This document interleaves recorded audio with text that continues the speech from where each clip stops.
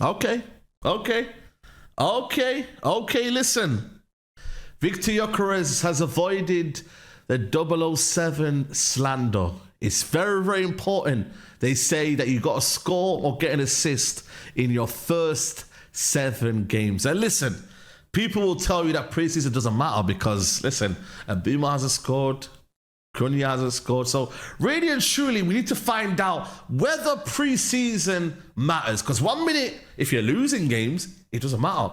And when you're winning games, so it matters. So which one is it, Arsenal fans? Does it matter or does it not matter? I'll leave you to decide. But listen, he's got off on a score sheet. I thought I'd watch him. I thought I'd see what Arsenal are about. You know, we play you lot next week. I thought, you know what? Let me just do a bit of scouting. Let me just see what Arsenal are up to, how they play. And not that I don't know. You know, I don't know. You know, I mean, it's quite, you know, very, very, you know, I mean, safe passes here and there and whatnot.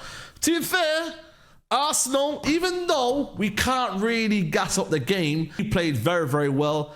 And Gyökeres, man, they told me he couldn't header. They told me headering is his worst ability, bro. So I was thinking to myself, you know what? Why are Arsenal trying to cross the ball in?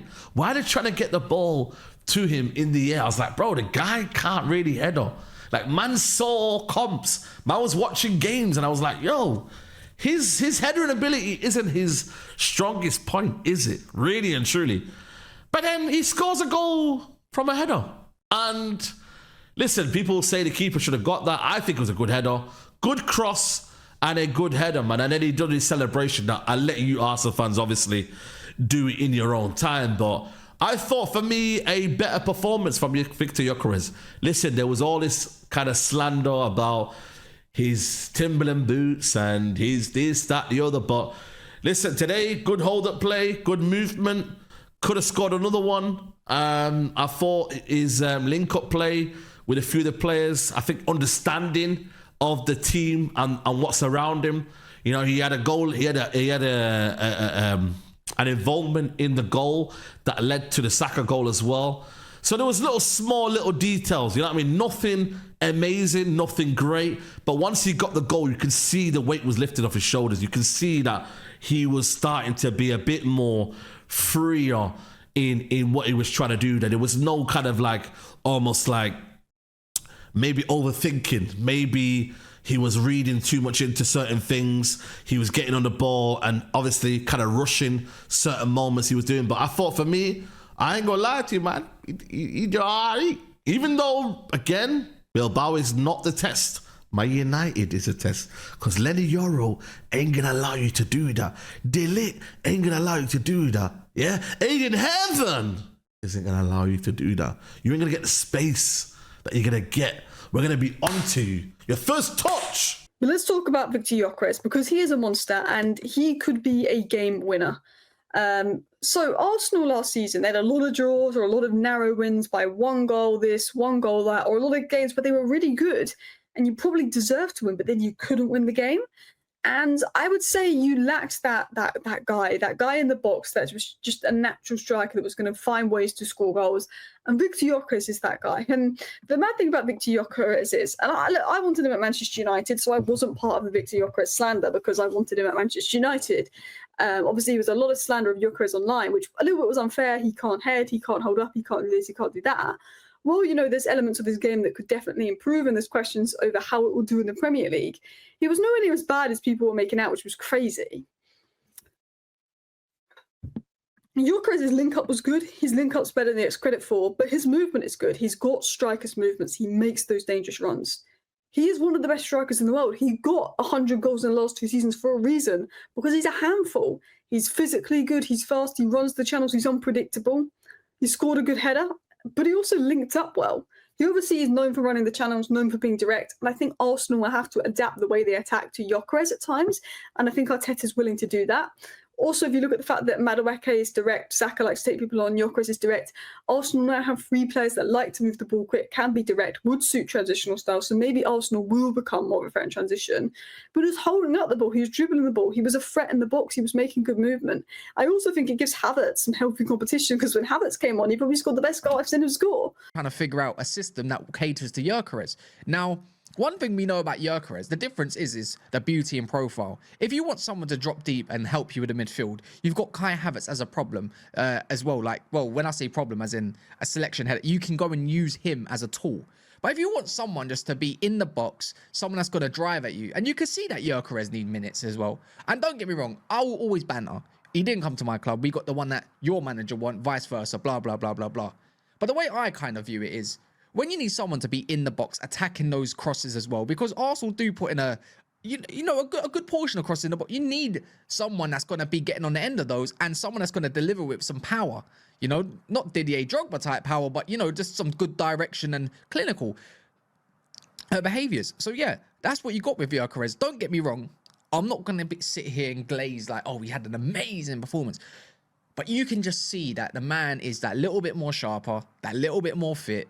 And you know what? It can tell that that goal there it made him smile. Like, nothing wrong with that. It's a footballer, he's a human being.